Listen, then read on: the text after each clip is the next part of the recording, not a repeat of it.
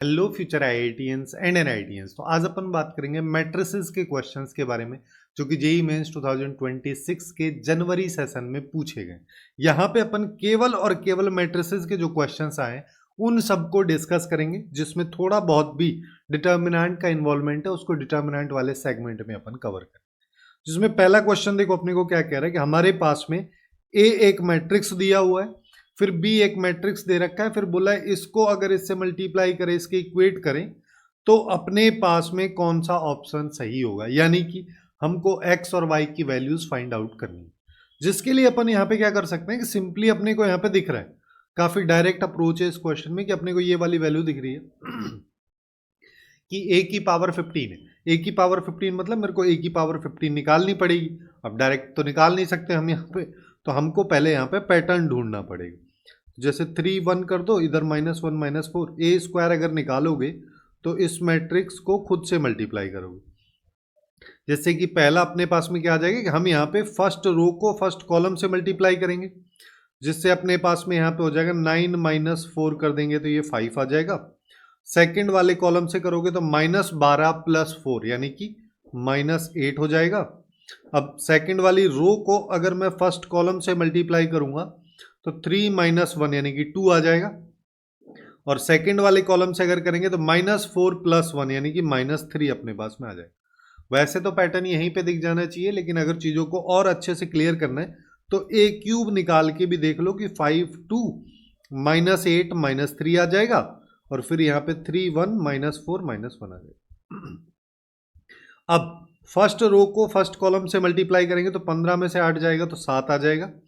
फिर यहाँ पे -20 + 8 करोगे तो -12 आ जाएगा। फिर यहाँ पे इससे आ जाओ 6 में से 3 गया तो 3 आ जाएगा, और फिर यहाँ पे -8 + 3 तो -5 आ जाएगा। अब अपने को क्लियरली यहाँ पे पैटर्न दिख रहा है कि अगर मैं a की पावर n करूं तो देखो पहली टर्म ये 3 है ना, ऐसे कर लेते हैं, ये 3 है, ये 5 हो रहा है, फिर 7 हो गया। ठीक है, पावर इस तरीके से चल रहा है। तो बेसिकली हर बार ऑड नंबर आ रहा है तो 2n + 1 हो जाएगा, क्योंकि n = 1 पे 3 आ रहा है।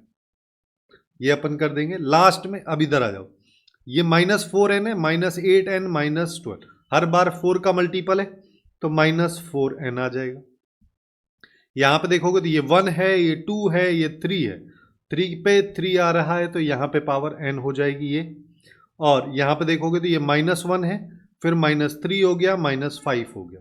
तो अब यहाँ पे ऑड नंबर ही है, लेकिन 2n - 1 वाला है, क्योंकि n = 1 पे वैल्यू अपने पास में माइनस आ रही है, तो यहाँ पे भी माइनस आए। ये बेसिकली अपने पास में हो गया। तो a की पावर 15 अपन निकाल सकते हैं। n की जगह 15 रख दो तो 31 हो गया, यहाँ 15 हो जाएगा, यहाँ -60 हो गया, और यहाँ -29। अब ये कह रहा है कि इसमें b मैट्रिक्स को ऐड कर दो। इस वाली मैट्रिक्स को ऐड करेंगे, सारे एलिमेंट्स को अपन ऐड करते हैं। तो यहाँ पे 31 में -29 ऐड करोगे तो 2 बच गया, -60 + 49 करोगे तो -11 आ गया। फिर 15 प्लस -13 करोगे तो ये 2 हो जाएगा, ये फिर से -11 आ जाएगा। इसको x और y से मल्टीप्लाई कर दो तो ये बेसिकली 2x माइनस अपने पास में 11y, यहाँ पे भी यही आ जाएगा, और ये इसके इक्वल है। जिसका मतलब अपने को क्लियरली यहाँ पे एक इक्वेशन मिल रही है विच इज 12x - 11y = 0। अगर दूसरी भी इक्वेशन मिलती तो हम इन दोनों को सॉल्व करके x और y की वैल्यू निकाल लेते, बट सिंस एक भी इक्वेशन मिल रही तो अब हमको केवल यहाँ पे ऑप्शंस को पुट करके चेक करना पड़ेगा। जैसे यहाँ पे देखोगे तो ये 10 हो जाएगा, तो ये तो पॉसिबल ही नहीं है। 11, ये 22, हाँ ये हो जाएगा। यहाँ पे इस क्वेश्चन का करेक्ट आंसर हो जाएगा आपके पास। अब चलते हैं नेक्स्ट क्वेश्चन पे, जिसमें अपने को देखो यहाँ पे क्या दे रहा है कि हमारे पास में x एक कॉलम मैट्रिक्स है, जो कि एक्चुअली में इसके सॉल्यूशंस को बता रहा है। तो एडजॉइंट ऑफ a इसने दे रखा है, b भी दे रखा है, तो ये पूछा है। अल्टीमेटली अपने को यहाँ पे x मैट्रिक्स को निकालना पड़ेगा, जिसके लिए अपन इसका यूज कर सकते हैं। इसका यूज कैसे कर सकते हैं, सिंस ये x है तो इसको ना मैं ऐसे भी लिख सकता हूँ, है ना। अगर किसी को समझ में नहीं आ रहा है तो कैसे हुआ यहाँ पे, तो तुम ऐसा समझ लो कि a इनवर्स से ना मैंने इस मैट्रिक्स को प्री मल्टीप्लाई कर दिया। जब इस इक्वेशन को प्री मल्टीप्लाई करो तो a इनवर्स इंटू a, किसी भी मैट्रिक्स को उसी मैट्रिक्स के इनवर्स से मल्टीप्लाई करते हैं, हमेशा आई आता है, तो यहाँ पे आ जाएगा आई एक्स। और किसी भी मैट्रिक्स को आइडेंटिटी मैट्रिक्स से मल्टीप्लाई करते हैं तो वो मैट्रिक्स वही की वही रहती है, तो यहाँ पे बन जाएगा एक्स और इधर आ जाएगा ये।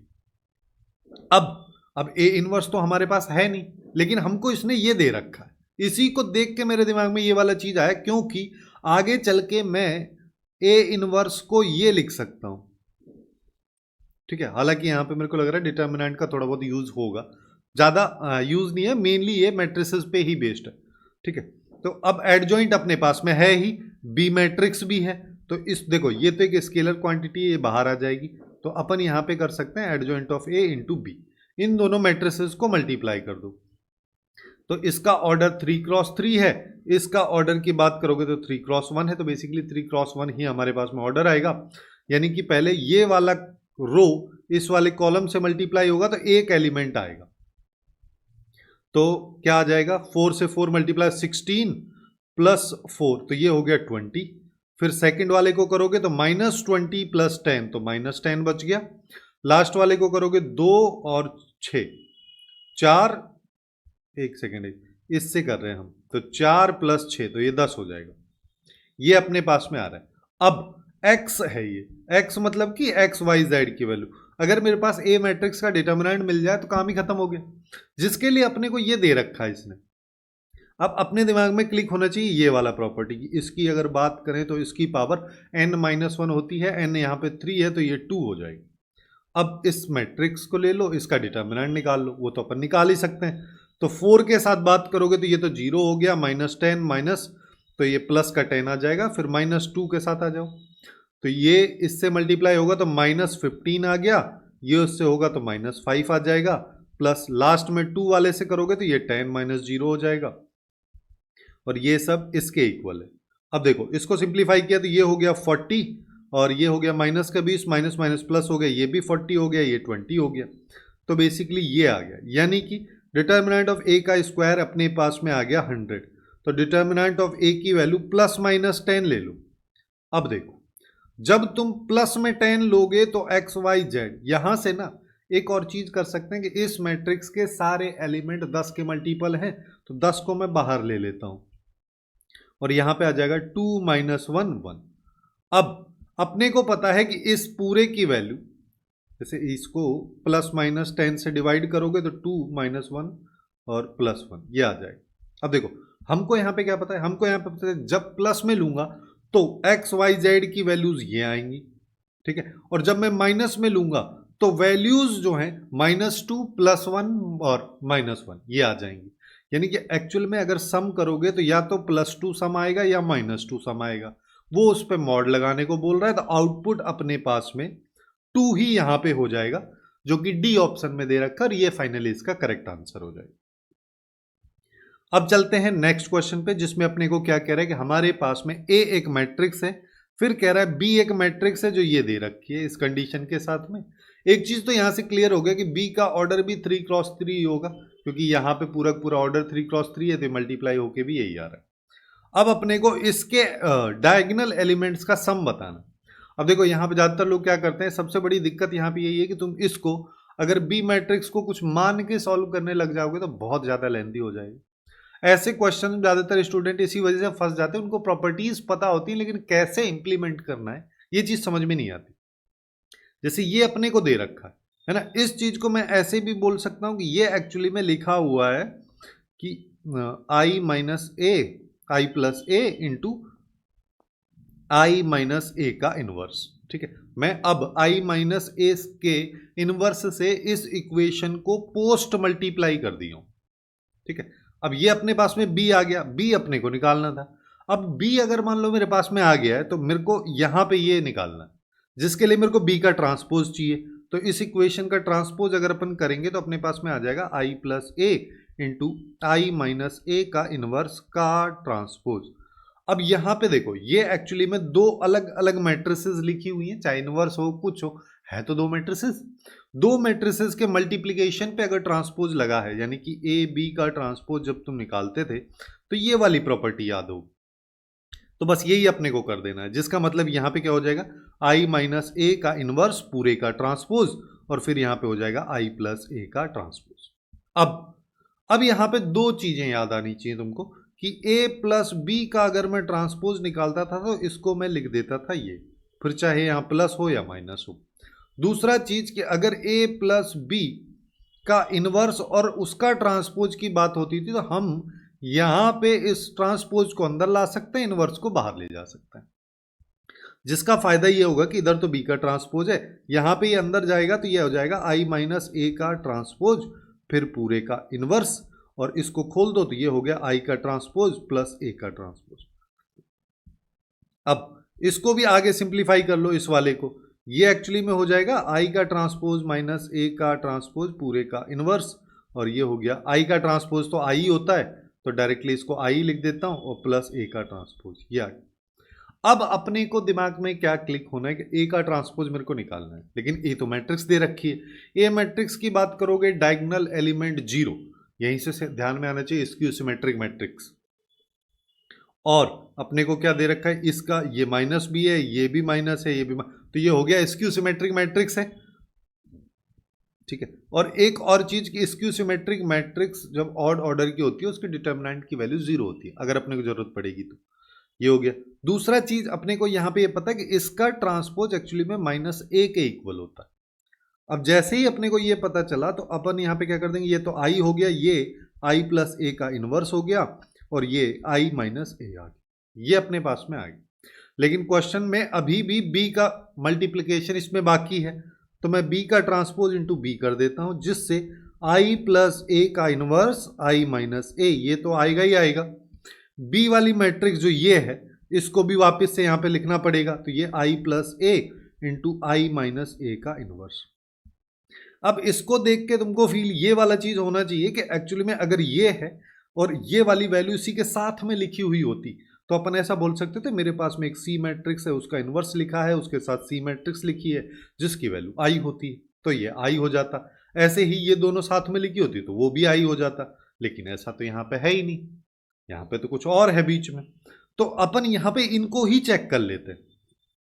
चेक करने से मेरा मतलब है कि अगर मैं यहाँ पे देखूं कि i माइनस ए और i प्लस ए, इसको मल्टीप्लाई करोगे तो i इंटू आई करोगे आई स्क्वायर हो जाएगा, फिर प्लस में आ जाएगा ए आई, फिर आ जाएगा माइनस ए आई, और फिर आ जाएगा माइनस ए स्क्वायर। किसी भी मैट्रिक्स को आइडेंटिटी से मल्टीप्लाई करने पे वही रहती है, दोनों सेम है तो ये कैंसिल हो जाएंगी, तो बेसिकली अपने पास में ये आ गया। अब अगर मैं इसको उल्टा कर देता हूं, ठीक है, इसको उल्टा करके अगर मैं लिख देता हूं, क्योंकि मैट्रिसेस रियल नंबर्स की तरह बिहेव नहीं करती हैं, आगे पीछे कैसे भी मल्टीप्लाई कर लो कोई फर्क नहीं पड़ता है, यहां पे फर्क पड़ता है।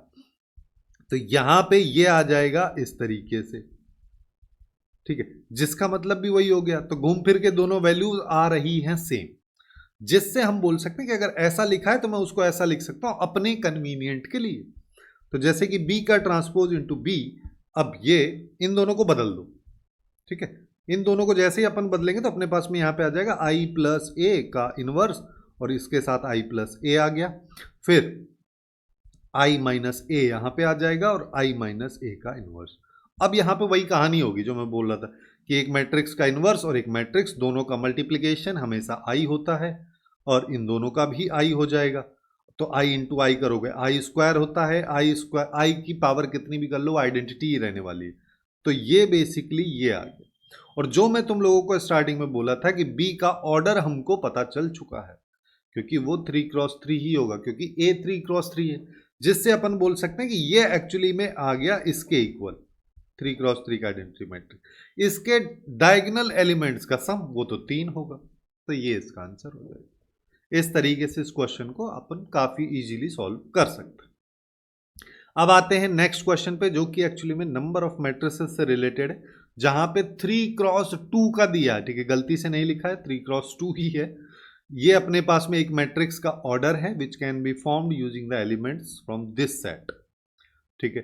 तो अपने को a इंटू ए ट्रांसपोज के सारे डायगोनल एलिमेंट्स का सम दे रखा है 5। अब यहां से तुम्हारे दिमाग में फिर से एक प्रॉपर्टी क्लिक होनी चाहिए, ऑब्वियस सी बात है, तुम लोग ये वाली चीज पढ़े होगे कि अगर मान लो मेरे पास a b c d e f g h i ये है, कोई भी एक मैट्रिक्स है ना, 3x3 का लेके बता दे रहा हूँ, और अगर मैं इसी मैट्रिक्स को इसी के ट्रांसपोज से अगर मल्टीप्लाई करता हूं तो डायगोनल एलिमेंट्स में बात करोगे तो यहां पे ये आता है, दूसरे वाले में ये आता है, तीसरे वाले में ये आता है। जिसका मतलब क्या हो गया, इसका मतलब जो ये कह रहा है ये कहना चाह रहा है कि 3x2 है, जिसका मतलब 6 एलिमेंट है। अगर 6 एलिमेंट है तो सारे एलिमेंट्स का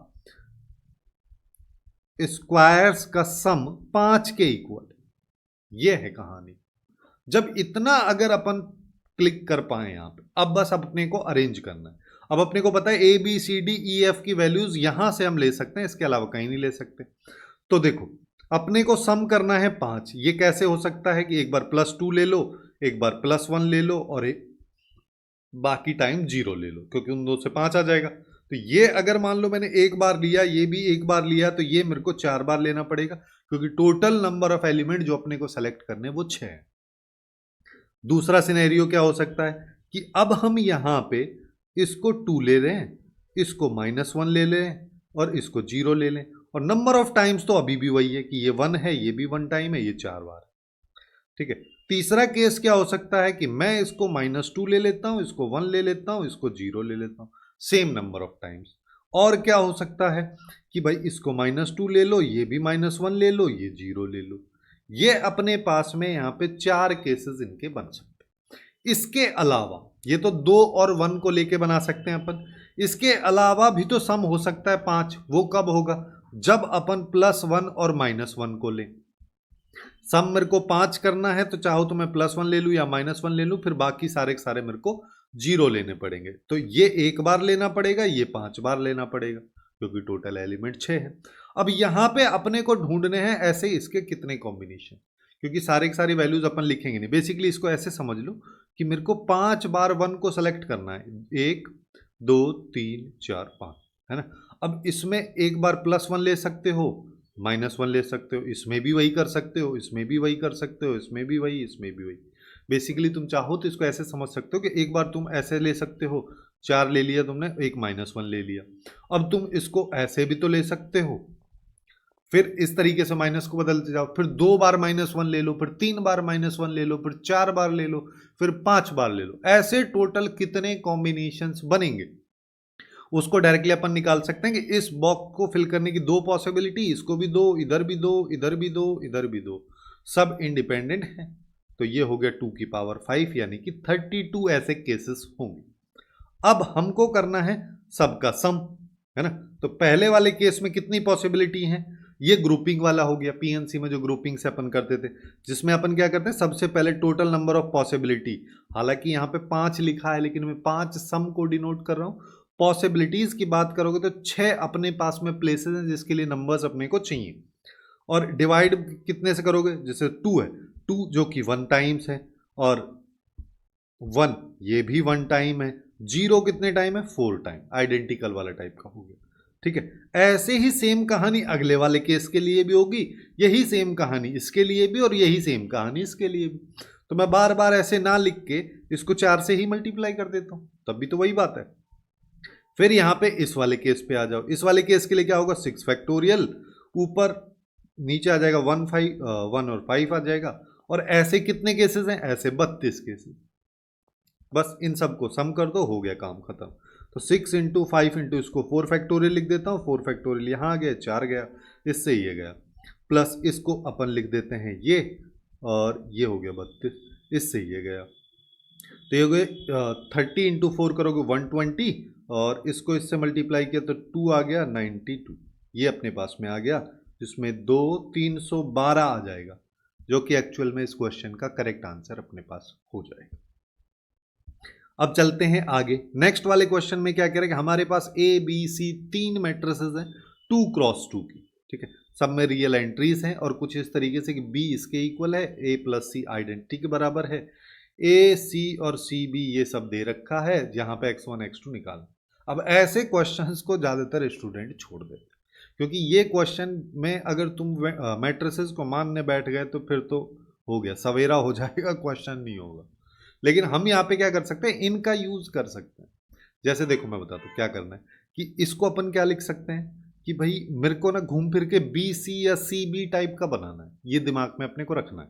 ठीक है, अगर कहीं पे बी सी या सी बी की वैल्यूज कुछ मेरे को मिल जाए बी मैट्रिक्स के सी बी सी के टर्म में, तो मैं यहाँ पे इस मैट्रिक्स का यूज कर लूंगा। और एडवांस तो है नहीं, मेंस वाला ही क्वेश्चन है, तो घूम फिर के इसी का यूज इधर करवा रहा होगा ये। अब कैसे करवा रहा है वो देखना है अपने को। तो देखो, ये अगर अपन देखें तो इसको अपन क्या बोल सकते हैं कि मैं ना इसको ना आई प्लस ए से प्री मल्टीप्लाई कर देता हूं, तो इधर आई बन जाएगा। जब ये बन गया तो अपन यहां पे आई प्लस, अब देखो यहां पे इसको चलो अभी ऐसे कर लो कि ये हो गया I B plus A B equals to I हो गया, तो ये तो बी हो गया। ए मैट्रिक्स की वैल्यू यहां से रिप्लेस कर दो, क्योंकि ए का तो कोई लेना देना यहां पे है ही नहीं, केवल बी और सी का है। तो ए की जगह मैं यहां पे लिख सकता हूं आई माइनस सी, तो ये हो गया आई माइनस सी, ये बी आ गया। तो ये b plus I B minus C B equal to I, तो ये 2 टाइम्स b हो जाएगा minus C B equal to I होगी। तो सी बी की वैल्यू आ गई 2b माइनस आई। ठीक है, अच्छा यहां पे एक और इंटरेस्टिंग चीज कि मैंने तो अभी तो प्री मल्टीप्लाई किया है, लेकिन अगर मैं पोस्ट मल्टीप्लाई करूंगा तब भी तो बात वही है। बेसिकली अगर मैं इसको ऐसे कर दूं तो तब ये ऐसे हो जाएगा, लेकिन राइट साइड में तो तब भी आइडेंटिटी मैट्रिक्स ही आएगा, तो ये तो तब भी आई है, तो यहां पे हो जाएगा बी आई प्लस बी ए, है ना, और ये आई हो गया। अभी ऐसा मैं क्यों किया हूं, एक सेकंड में समझ में आएगा कि यहां पे बी हो गया, यहां पे बी। अब ए की वैल्यू फिर से रखो तो आई माइनस सी, अब बी सी बनेगा, पहले सी बी बन रहा था तो अब बी सी बन जाएगा। तो जिसके लिए ये बी हो गया, ये बी प्लस आई हो गया, ये माइनस बी सी हो गया, ये आई हो गया।